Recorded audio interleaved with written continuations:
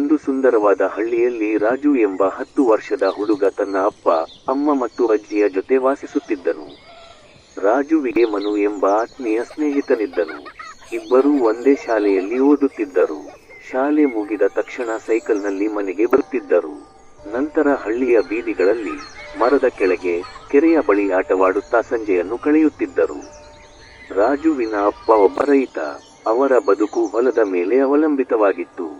ಹೊಲದ ಬದುಕು ಮಳೆಯ ಮೇಲೆ ಅವಲಂಬಿತವಾಗಿತ್ತು. ಆದ್ದರಿಂದ ಮಳೆಗಾಗಿ ಇಡೀ ಕುಟುಂಬ ಕಾಯುತ್ತಿತ್ತು. ಒಂದು ದಿನ ಸೂರ್ಯನ ಬಿಸಿಲು ತುಂಬಾ ಹೆಚ್ಚಾಗಿತ್ತು.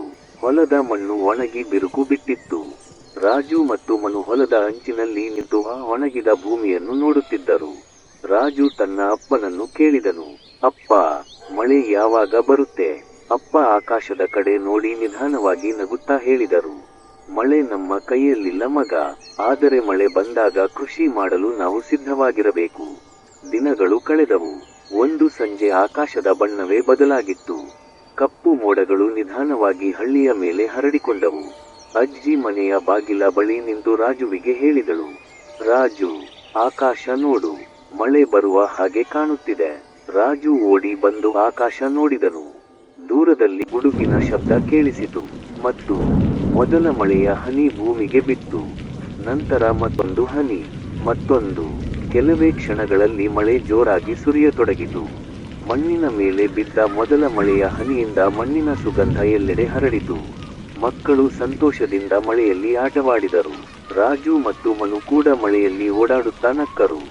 ಮನೆಯ ಹೆಂಗಸರು ಮಳೆನೀರನ್ನು ವ್ಯರ್ಥ ಮಾಡದೆ ಪಾತ್ರೆಗಳನ್ನು ಇಟ್ಟು ಮಳೆನೀರನ್ನು ಸಂಗ್ರಹಿಸಲು ಪ್ರಾರಂಭಿಸಿದರು.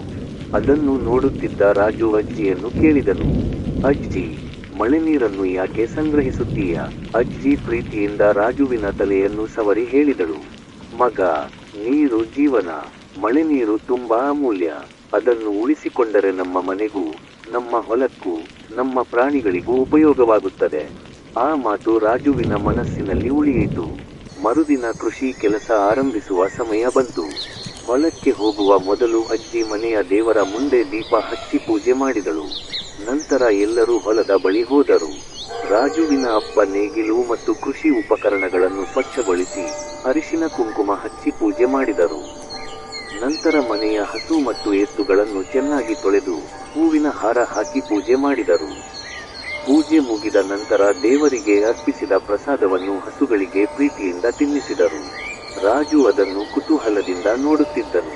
ಅಪ್ಪ ರಾಜುವಿಗೆ ಹೇಳಿದರು, ಈ ಹಸು ಮತ್ತು ಎತ್ತುಗಳು ನಮ್ಮ ಕೃಷಿಯ ಜೊತೆಗಿರುವ ಜೀವಿಗಳು. ಅವುಗಳ ಸಹಾಯವಿಲ್ಲದೆ ನಮ್ಮ ಕೃಷಿ ಪೂರ್ಣವಾಗುವುದಿಲ್ಲ. ಆದ್ದರಿಂದ ಅವುಗಳನ್ನು ಗೌರವಿಸಬೇಕು. ನಂತರ ಎತ್ತುಗಳನ್ನು ನೇಗಿಲಿಗೆ ಕಟ್ಟಿ ಹೊಲ ಉಳುಮೆ ಮಾಡಲು ಪ್ರಾರಂಭಿಸಿದರು. ರಾಜು ಮತ್ತು ಮನು ಕೂಡ ಅಪ್ಪನ ಜೊತೆ ಹೊಲಕ್ಕೆ ಇಳಿದರು. ಉಳುಮೆ ಮಾಡಿದ ನಂತರ ಅಪ್ಪ ರಾಜುವಿನ ಕೈಗೆ ಕೆಲವು ಬೀಜಗಳನ್ನು ಕೊಟ್ಟರು. ಈ ಬೀಜಗಳನ್ನು ಜೋಪಾನವಾಗಿ ಬಿತ್ತಬೇಕು. ರಾಜು ಮತ್ತು ಮನು ಆಸಕ್ತಿಯಿಂದ ಬೀಜಗಳನ್ನು ಮಣ್ಣಿನಲ್ಲಿ ಬಿತ್ತಿದರು. ಬೀಜ ಬಿತ್ತಿದ ನಂತರ ರಾಜು ಅಪ್ಪನನ್ನು ಕೇಳಿದನು, ಅಪ್ಪ, ಈಗ ಬೀಜ ಸಸಿಯಾಗುತ್ತಾ? ಅಪ್ಪ ಮಣ್ಣನ್ನು ತೋರಿಸಿ ಹೇಳಿದರು, ಬೀಜ ಬಿತ್ತಿದರೆ ಮಾತ್ರ ಸಾಕಾಗುವುದಿಲ್ಲ ಮಗ.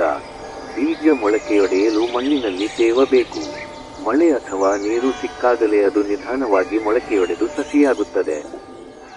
ಕೆಲವು ದಿನಗಳ ನಂತರ ಆಕಾಶ ಮತ್ತೆ ಮೋಡಗಳಿಂದ ತುಂಬಿತು. ಮಳೆ ಸುರಿಯಿತು. ಮಳೆ ನೀರು ಮಣ್ಣಿನೊಳಗೆ ಸೇರಿತು.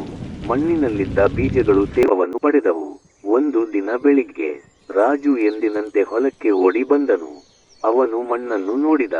ಅವನ ಕಣ್ಣುಗಳು ಆಶ್ಚರ್ಯದಿಂದ ದೊಡ್ಡದಾದವು. ಮಣ್ಣಿನಿಂದ ಪುಟ್ಟ ಹಸಿರು ಸಸಿಗಳು ಹೊರಗೆ ಬಂದಿದ್ದವು.